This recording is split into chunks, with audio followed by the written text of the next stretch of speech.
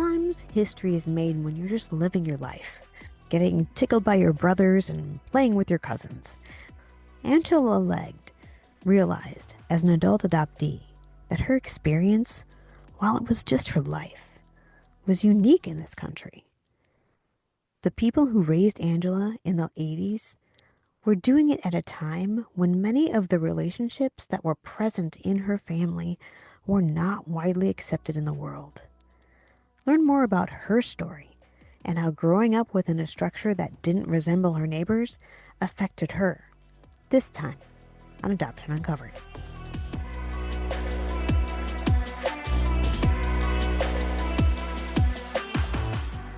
Well, hello, and if you could just tell us who you are and tell us a little bit about your connection to adoption. Hi, everybody. My name is Angela Legg, and I was adopted. And what's so unique about my story is I was actually adopted into an interracial adoption, which in 1980s, it wasn't as common and typically discouraged. And so as an adult, looking back on it now, I can really appreciate what my family did to go against the grain, to make it possible and more kind of like the show Modern Family. They were the foundation of that. They just said, forget the societal standards, and we are going to go for love. So, my story is all about love. It's about reconnection. It's about authenticity. And I actually did have a really wonderful adoption. My mother has passed since, but I have had a wonderful experience. Nothing outside of, every family, every person has a dynamic.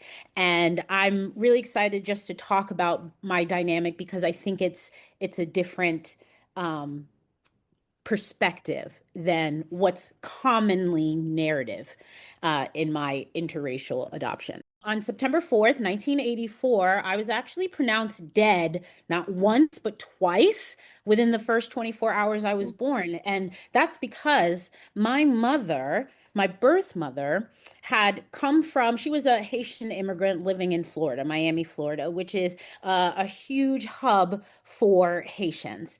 And so I was born at Jackson Memorial Hospital. And why that's so important is because Jackson Memorial has an incredible, even to this day, has an incredible teacher program where the college students come and learn, and they have an incredible NICU unit.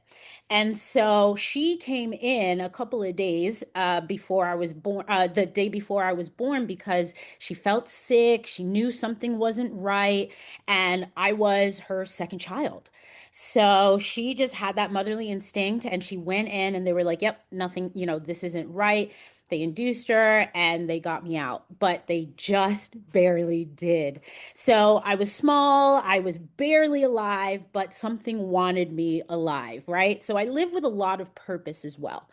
And so she unfortunately was faced with a really hard decision, obviously. I was too sick, and she just didn't have the resources or the medical knowledge to take care of me. And the doctors literally looked her in the eye and they were like, well, you can either take her, and best case scenario, she is going to have a horrible life. If you don't take her, she is going to have an opportunity to live.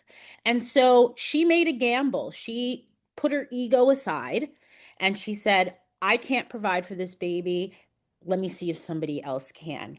And her prayers were answered when one of the nurses in the NICU who was taking care of me decided, I'm going to be the one to make sure that this child, survives and is taken care of. And she already had two boys at home.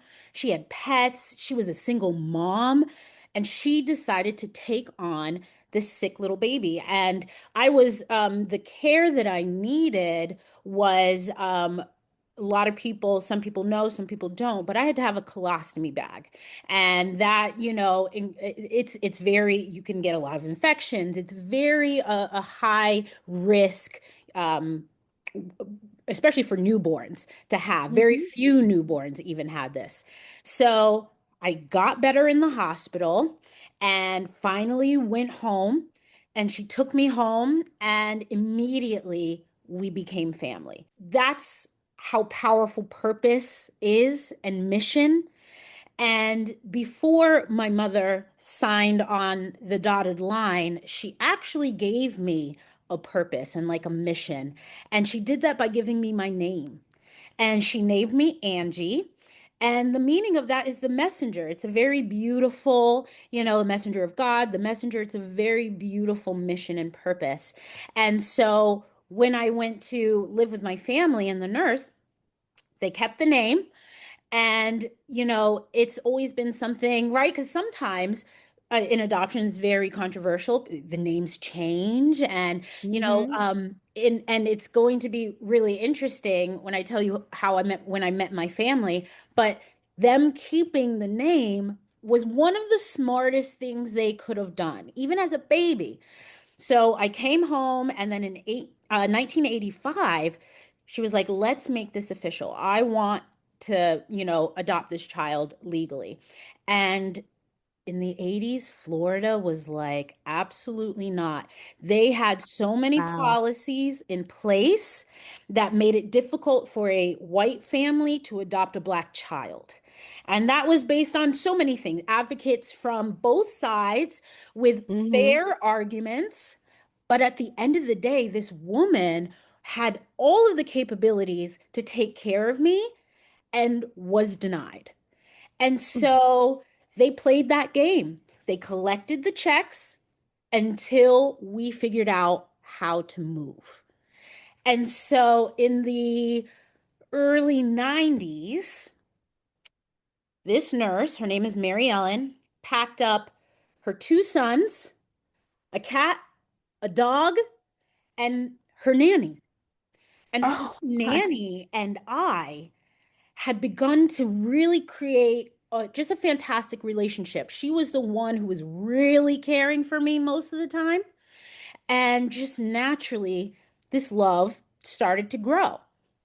So we finally move up to Connecticut, where the nurse has family, where she was able to get a job at Yale. Oh And wow. that allowed for my surgery.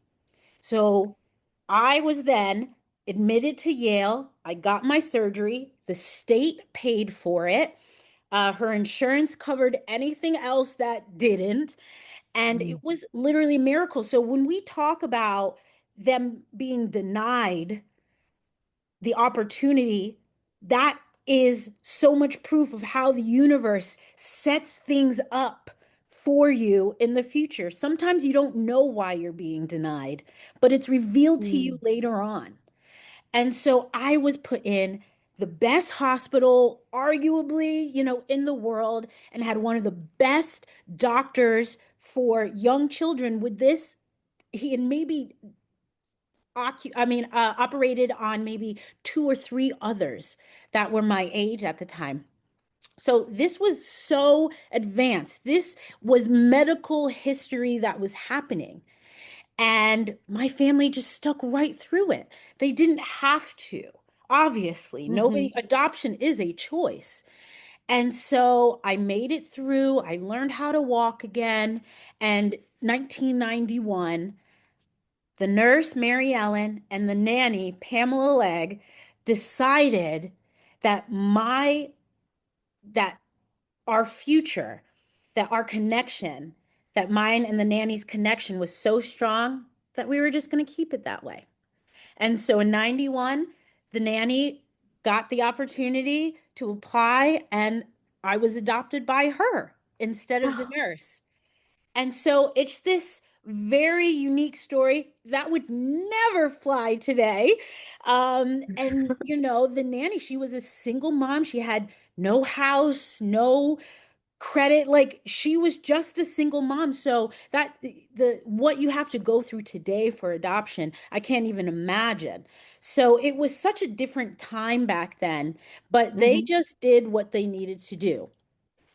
Then we had to split. The nurse went with her two kids. There was They were teenagers. They didn't need a nanny anymore, but we were still family. Those were my brothers. She was my aunt. And me and my mom decided to move on. She got another nanny job, and we moved to this beautiful town in Connecticut in the suburbs. And it was wonderful. I had an incredible childhood. I was definitely, um, I definitely stood out. I lived in the suburbs, which was Mm-hmm. predominantly white.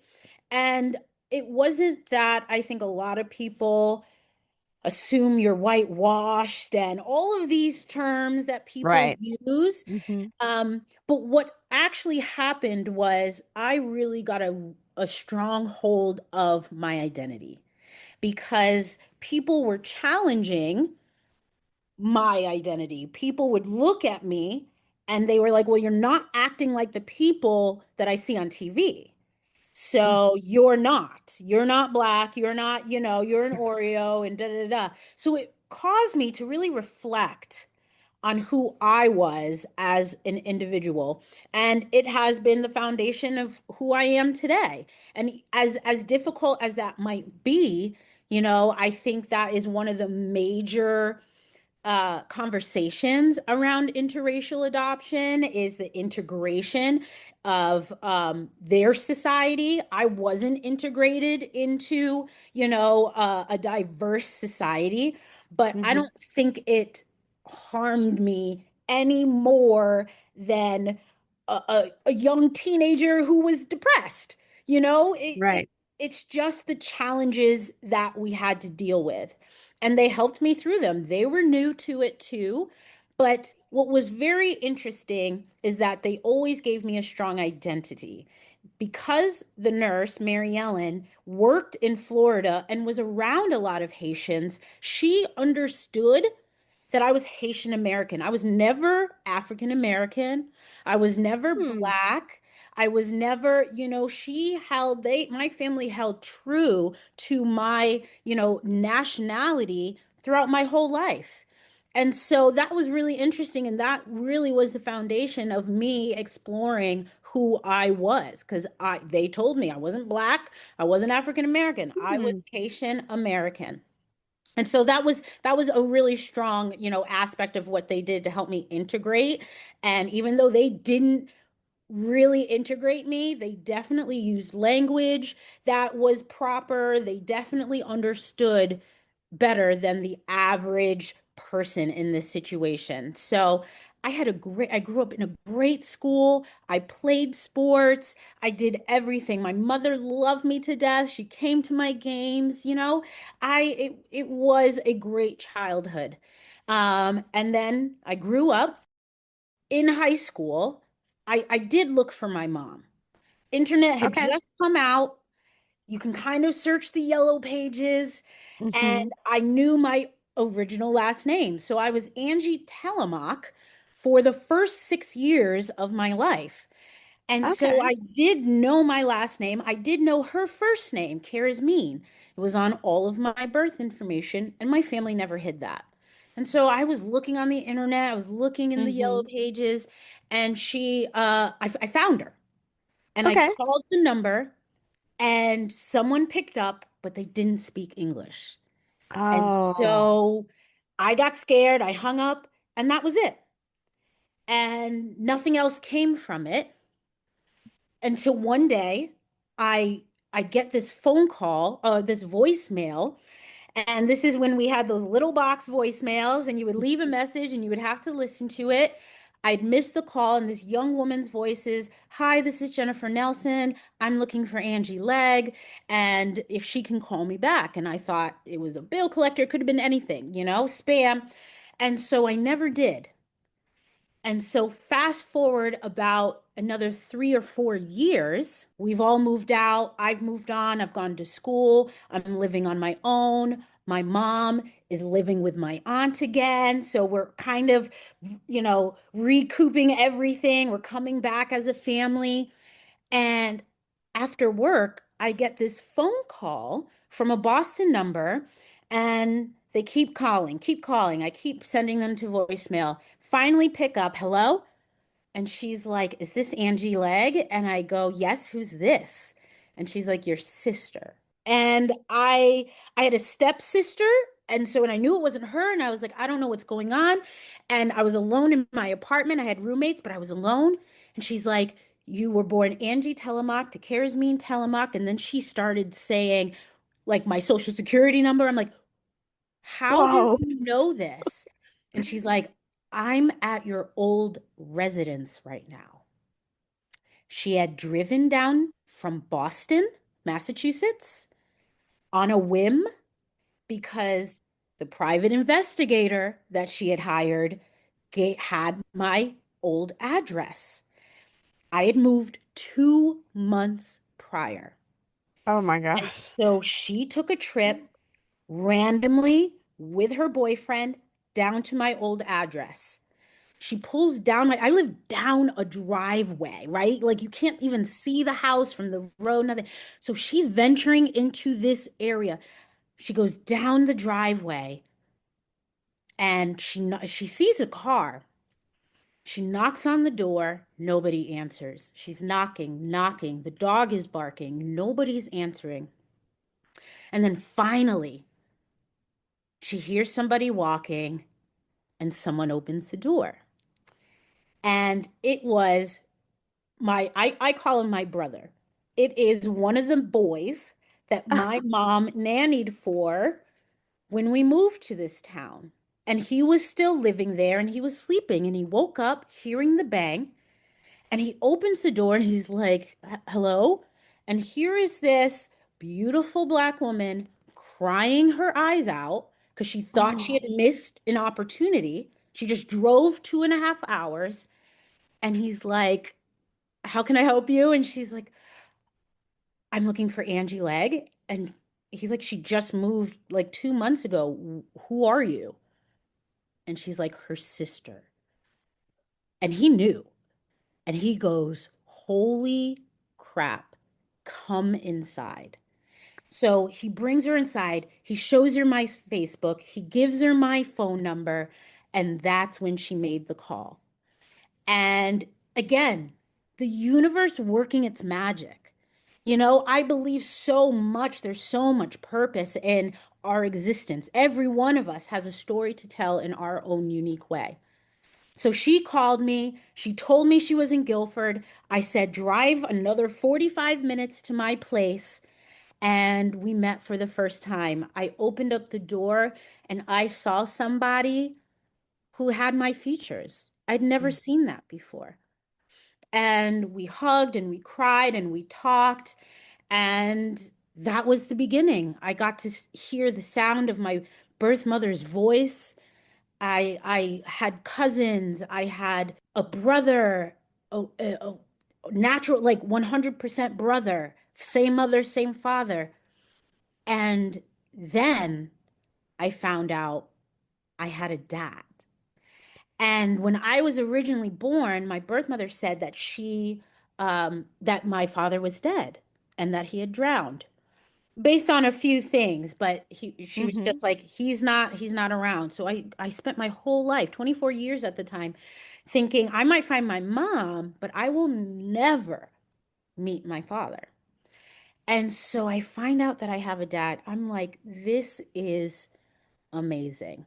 So over the next couple of months, I meet my mother, I meet my cousins, I go to Florida, meet my whole family, and this is where the name is so essential because when I met my mom, my birth mom, she wouldn't call me anything other than Angie.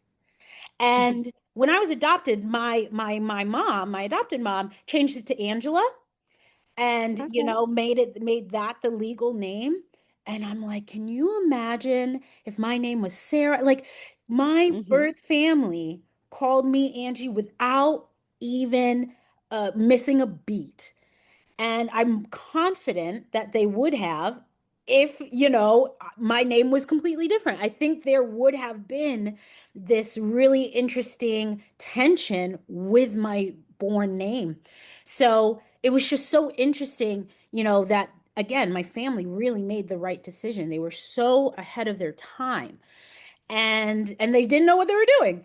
And so met my family, met my mom, went to the Dominican Republic to be united Oh. with my father and my brother and so many other half brothers and cousins. It was incredible. And I have had a relationship with my family ever since. And it is full of ups and downs and all arounds, and nothing is ever a straight line. But there has been nothing more satisfying than being able to integrate myself into their lives. And I say that because it's actually less of the opposite. In the contrast of this whole adoption process and journey, I had a great life. I grew up in the suburbs. I had the soft life. I had everything that I needed. I wasn't rich or, I was poor, but I had privilege. Mm-hmm. My sister grew up very strict, very poor, ran away at a young age, Wow. you know? And so when you grow up a certain way, you hear a narrative that, oh, the adoptees, aren't better off with the adopted family sometimes. That's the narrative. But in this case, it was just so much the opposite. And that had to be so hard to see, you know, to see me living Mm-hmm. in a big, beautiful house in the suburbs, going to Maine every summer. For many years, I was like, why don't they want to integrate? Because this was new to me Mm-hmm. as well. So I was just like, why don't they want to integrate? And it took me a long time to realize that yeah, there's probably tension there, whether it's resentment or envy or just whatever, there's tension there. And so I kind of now in my 40s, it's been almost 20 years, have let that go. And now I've just created my separate relationship with them. And it's still beautiful and it's still strong and it still has its place in my life. But a lot of people, a lot of adoptees, when you go searching for your family, 23andMe, all these things, you do not know what's going to happen. Mm-hmm. My story, I'm lucky. I'm lucky that's all I have to deal with is them not wanting to really participate in something that I understandably triggers them. So it has been an incredible journey. My sister, my brother, they've all had kids. So now I'm an auntie to their kids, and I've been an auntie in my family. Mm-hmm. And it has just been just a wonderful journey of self and sharing this journey with people because the narrative around adoption sometimes is commonly negative. And my story was just so the opposite. And I love the fact that you are hearing all sides of the story, not necessarily pushing one or the other, Mm-hmm. because it does run the gamut. There's definitely, you know, communication is the most integral part of adoption. Communication to adopt, communication between the parent and the adoptee, communication between my brothers and myself. There is so much of that that needs to be nurtured, Mm-hmm. really consciously and intentionally nurtured, where a lot of the conversation is based on integrating the adoptee and making sure that their Mm-hmm. culture is represented. The community, if they took that same energy and put it into the overall communication, it would create such a better balance, such a better family environment. Because regardless of what I look like, My family loved me. And anything outside of that was somebody else's problem, not mine. That's why I became so self-aware, is because my family communicated deeply with me. I didn't know they were doing it, but they did. And I carried that through my journey, which has now allowed me to articulate my journey in a way that, the pros, the cons, the ugly, the bad. And I'm so thankful for that. I'm so thankful that they taught me how to nurture myself, my own identity, my own story. And so many people, you know, when you see a white family with a black baby, you're just like, and I can understand that. But what they did, actually facing societal criticism at the highest level, they showed me confidence. They showed me that communication can carry you. They showed me love is even a form of communication. And so when that foundation is strong, it's everything. And so now I feel confident as a person, as a sister, as an adoptee. And since my adopted mom has passed, in 2019, she developed dementia. I quit my job, Mm. took care of her full time.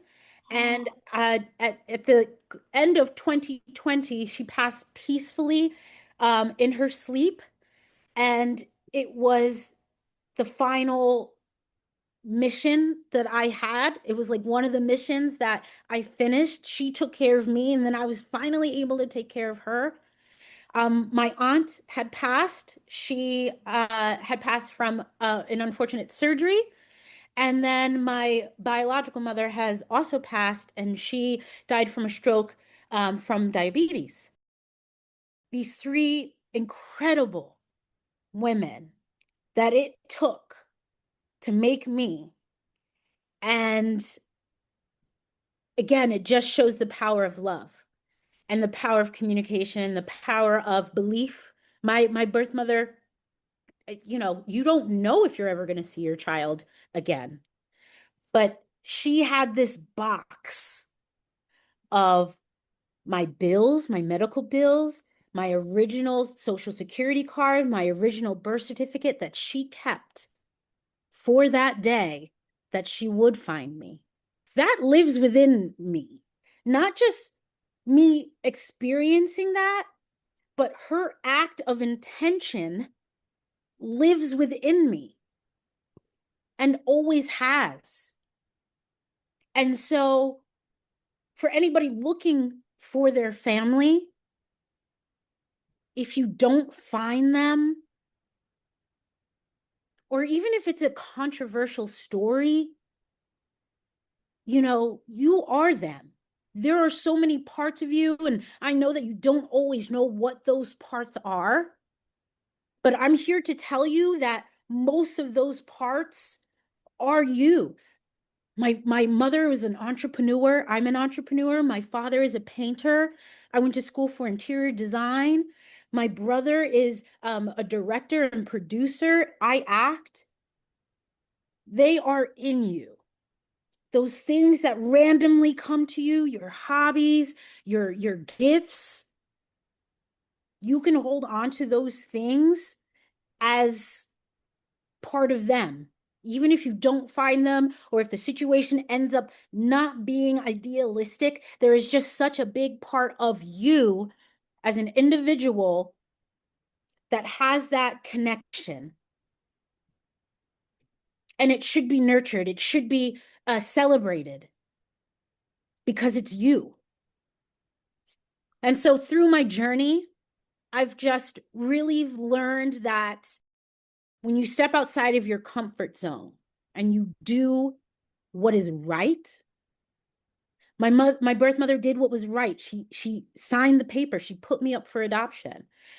The nurse, Mary Ellen, she did what was right. She took me home because she knew the foster care system wasn't going to do it. When you just keep doing the right thing, following your heart, regardless of the noise, there's a really good chance it's going to work out. There's a really good chance it's going to work out. One thing I wonder about, because your family structure, even in the family you were adopted to, just seemed really open. Like like a lot of people have this very strict structure. They have a mom and dad and the two kids and the dog and whatever else. And yours from day one, it sounds like was definitely more open. So do you think that contributed to you feeling like good about yourself and feeling comfortable with the people in and out? Absolutely. Confidence is a skill. Confidence is something that you have to practice, that you train for, like the Olympics. And I was placed into a world, my environment, where everything went against societal standards. Hmm. Every aspect of my existence from the time that I was born. And so when I got to the point where people started challenging it and I started absorbing it is when I was like, like what you see is not going to be how you identify me. How you identify me is going to be how I make you laugh and how I, so yeah, I did have to learn the world, the environment, the purpose put me in scenarios that made me have to justify my existence all the time. And and when I look back, so I just had this revelation not too long ago, like a year or two. And I was like, oh my God, I went through a divorce. I'm like, I went through a divorce. And Wow. yes, and that's why I go, and the children were split up. And so I'm like, oh my gosh. And to me, because it wasn't labeled that way by society, Hmm. it was me and my mom moving away from my aunt and my brothers. Like it was just very plain, very matter of a fact language. But if it was anybody else's family in the same dynamic, it would have been a divorce and it would have been extremely traumatizing because I've seen Hmm. my friends through divorce because Right. they label it that. Hmm. They sit in the definition instead of trying to redefine it, which is exactly what my family did. That's beautiful, really. It, I mean, these people were so ahead of their time.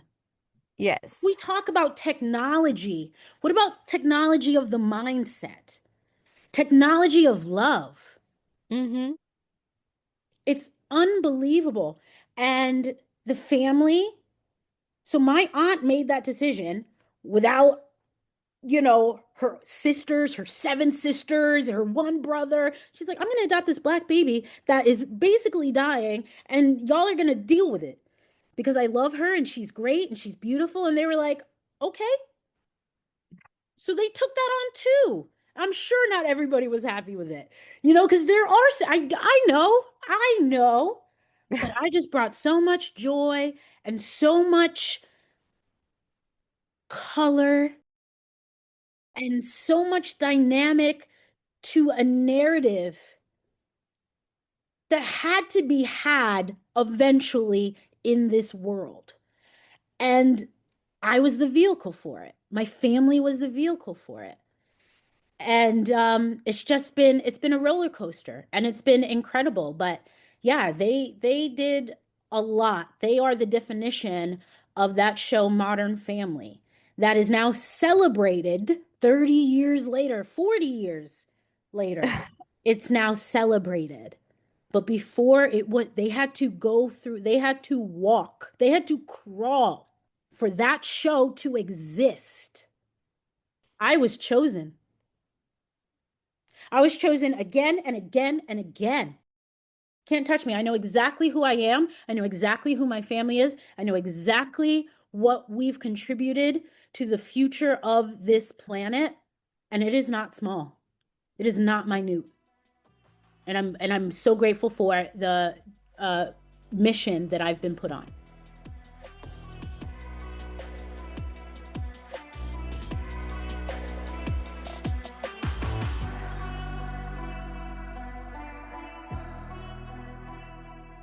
Telling her story not only helps us understand the perspective of an interracial adoptee, Angela is able to honor the memories of all of the strong women who influenced her life in ways she's incredibly grateful for.